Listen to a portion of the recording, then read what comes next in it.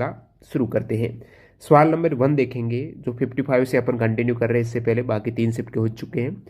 42nd constitution amendment का पूछा है, 42वां संविधान संशोधन का पूछा है आपको। तो ये हुआ है दोस्तों 1976 में। इनमें क्या कुछ ऐड किया गया है, लघु संविधान क्यों कहा जाता है, क्योंकि काफ़ी कुछ इसमें बदलाव किए गए हैं, संविधान में नई चीज़ों को ऐड किया गया है। इसको बेहतर ढंग से समझे उससे पहले मैं आपको बता दूं, जो कैंडिडेट SSGD एग्जाम की तैयारी कर रहे हैं, कमेंट सेक्शन में बताना मॉक टेस्ट में आपके कितने सवाल करेक्ट हो पा रहे हैं। और जो कैंडिडेट मॉक टेस्ट नहीं लगा रहे हैं, आज टेक्स्ट बुक का बेहतरीन ऑफने के लिए, अब देखिए 42वां संविधान संशोधन है, इसमें यह भी एक स्पष्टीकरण हुआ था कि राज्य के जो नीति निर्देशक तत्वों को मौलिक अधिकार की तुलना में वरीयता दी जाएगी। ठीक है, तो ये केस भी चला था मिनरवा मीर बनाम भारत सरकार 1980। इसके बाद में सुप्रीम कोर्ट ने 42वें संविधान संशोधन के उक्त प्रावधान को क्या किया, अवैध भी ठहराया था। लघु संविधान बोलेंगे क्योंकि इसमें आपके मौलिक कर्तव्य ऐड किए गए हैं, भाग 4 कर्म ऐड किए गए थे। साथ ही साथ संविधान की प्रस्तावना में एक बार अमेंडमेंट हुआ है, जो 42वें संविधान संशोधन में पंथ निरपेक्ष, अखंडता, समाजवादी 3 शब्द ऐड हुए हैं। स्वर्ण सिंह समिति की सिफारिशों को यहाँ पर प्रभावी बनाया गया है। लद्दाख का लोक नृत्य या फिर लद्दाख का फेस्टिवल, दोनों ही देख लेते हैं। लद्दाख के लोक नृत्य में ये आपके हो जाएगा है स्पाउ डांस है, शॉन डांस है, द्रुक्पा रचेज है, जबरो डांस है और लमाज डांस, सुराही डांस, ये प्रमुख लद्दाख के डांसेज हैं। फेस्टिवल की बात करें तो हेमिस फेस्टिवल का आमतौर पर एग्जाम में आ जाता है। लद्दाख में त्योहार में हेमिस है, लोसर फेस्टिवल भी है, सिंधु दर्शन है, प्यांग टेडुक फेस्टिवल, दोश मोजे फेस्टिवल, शक दावा फेस्टिवल आता है, टकटोक फेस्टिवल है, माथु नागरंग फेस्टिवल, ये सभी लद्दाख के। जम्मू कश्मीर के नृत्य में देखेंगे तो दुमल डांस है, राउप डांस बहुत बार आता है और भांड पथेर डांस है, बच्चा नगमा, ये जम्मू कश्मीर के डांसेज हैं। 2018 एशियंस गेम्स है, एशियंस गेम्स अलग हैं, एशिया कप अलग है, तो दोनों में से एक सवाल यहाँ पर। एशियन गेम्स की बात करें तो 2018 के जकार्ता में हुए, 2022 के होंगजाऊ में हुए, 2026 के नगोया जापान में होंगे। 2018 एशिया कप जो क्रिकेट का वर्ल्ड कप रहता है, एशियन टीम भाग लेती है। और एशिया कप 2018 में ओडीआई क्रिकेट कप हुआ था, जिसमें भारत चैंपियन रही थी, उपविजेता बांग्लादेश, ये यूनाइटेड अरब अमीरात में हुआ था। प्रथम कप हुआ है एशिया का 1984 में, 83 में ये हुआ था स्थापित और 84 में पहला एशिया वर्ल्ड कप हुआ था। 2022 में विजेता कौन रहा, तो 2022 में T20 ये एशिया कप का फॉर्मेट था, जिसमें विजेता श्रीलंका रही है और उपविजेता पाकिस्तान। 2022 में क्या स्थिति है, प्लेयर ऑफ द सीरीज है वानिडू हसरंगा, सबसे अधिक रन है मोहम्मद रिजवान के 2022 में और सबसे अधिक विकेट भुवनेश्वर कुमार की है। 2023 में ओडीआई एशिया कप कहां पर होगा, तो नेक्स्ट 2023 में वनडे इंटरनेशनल एशिया कप है, वो पाकिस्तान में होने वाला है। अगला सवाल, मौर्य साम्राज्य का शासनकाल कहां पर हुआ था।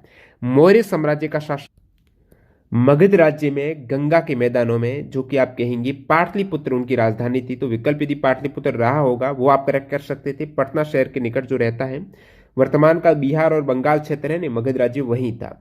अब मौर्य शासनकाल में आपको पूछ लें, क्योंकि ये जो एंशियंट हिस्ट्री से बार बार सवाल आ रहे हैं, इनका जरूर जितने भी साम्राज्य है वंश है उनको कवर करके जाना है आपको। कहाँ पर उनकी राजधानी थी, उनके फाउंडर कौन थे या फिर बोले तो प्रथम शासक कौन रहे थे, तो चंद्रगुप्त मौर्य थे मौर्य के। इनका क्रम भी थोड़ा देखना है, प्रमुख प्रमुख जो भी साम्राज्य हैं या फिर वंश, जैसे कि चंद्रगुप्त मौर्य के बाद आए थे बिंदुसार, 322 से 298 थे।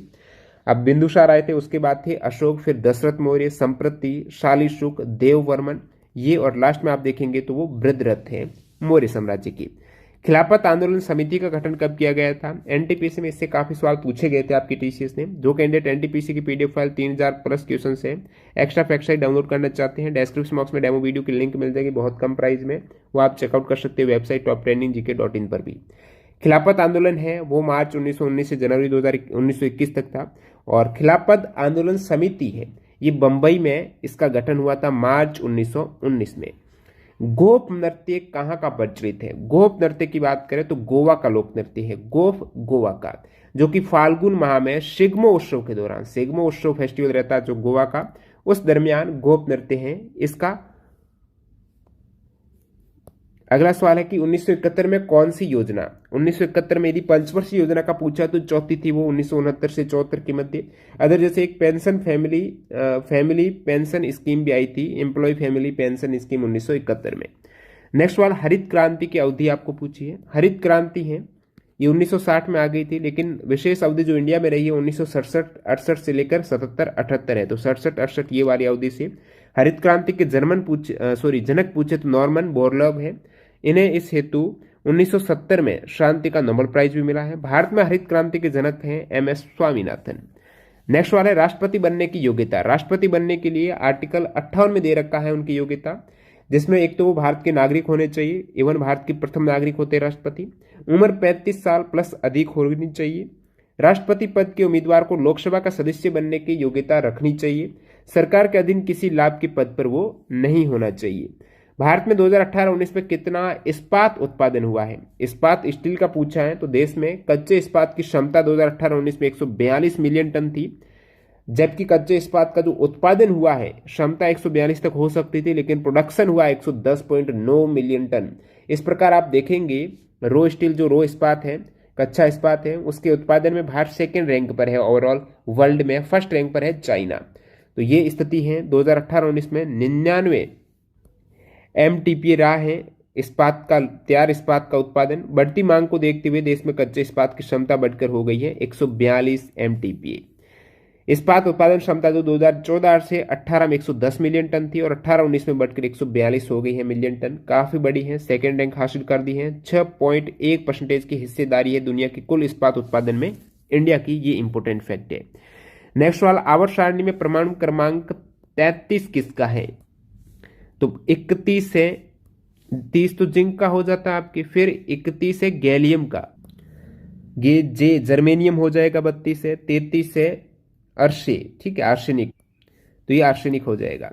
नीति आयोग के उपाध्यक्ष कौन है? नीति आयोग के उपाध्यक्ष की बात करें तो वर्तमान में सुमन बेरी है, Shri Suman berry currently vice chairman है नीति आयोग की।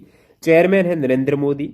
और यहां पर पूछ ले CEO, वो है दोस्तों परमेश्वरन अय्यर है। नीति आयोग का गठन 1 जनवरी 2015 को। आरबीसी की शेप कैसी होती है? तो आरबीसी की शेप दोस्तों होती है बायो कॉनकेव डिस्क जैसी, आप देख सकते हो इस टाइप से अंदर की तरफ है का बायो कॉनकेव डिस्क जैसी शेप होती है आरबीसी की।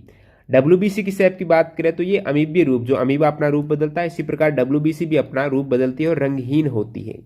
जनगणना कौन कराता है? तो जनगणना की बात करें तो ये गृह मंत्रालय के अधीन है। जनगणना एक संगठन है जो केंद्रीय गृह मंत्रालय के अधीन है। अभी 2021 में जो जनगणना हो रही है, या फिर जो कोविड के कारण कुछ पेंडिंग वहां पर चल रहा है, तो 2021 में 16वीं जनगणना है। और 2000 आपकी इससे पहले 11 में हुई थी 15वीं जनगणना। जनगणना का कार्य कौन सा अधिनियम के तहत हो रहा है? जनगणना अधिनियम है 1948 का। जनगणना के प्रमुख अधिकारी जो उच्चतम अधिकारी है वो भारत का महापंजीयक है या फिर जनगणना आयुक्त होता है।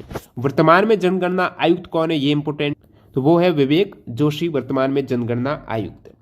अनुच्छेद 246 के अनुसार जनगणना संघ सूची का विषय है, 7वें अनुसूची के क्रमांक 69 में मिलेगा।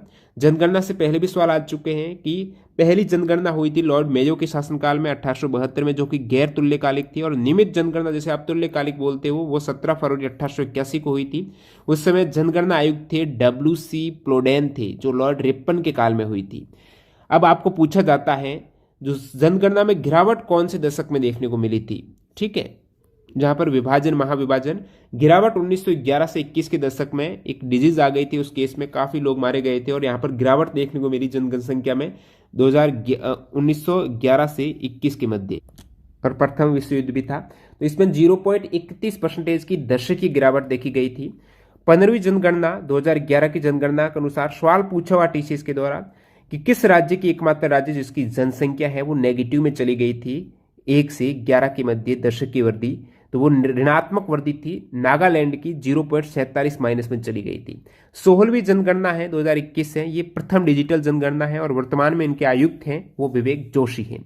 भारतीय रिजर्व बैंक RBI ने किसको 6 अक्टूबर 2022 से 3 साल के लिए यस बैंक के मैनेजिंग डायरेक्टर और चीफ एग्जीक्यूटिव जो ऑफिसर है CEO है वो नियुक्त किया है? प्रशांत कुमार को किया है RBI ने यस बैंक का CEO और मैनेजिंग डायरेक्टर। तो ये सवाल है आपके 34 सेट में पूछे गए 11 जनवरी के। तो जो कैंडिडेट न्यू है टेलीग्राम चैनल से नहीं जुड़े हैं, लिंक डिस्क्रिप्शन बॉक्स में आप अपने सेट पे पूछे गए सवाल वहां पर भेजेंगे। जैसे इस एग्जाम खत्म होता है सवाल सेंड करने की लिंक मिल जाती है। और जो कैंडिडेट मॉक टेस्ट सीरीज नहीं लगा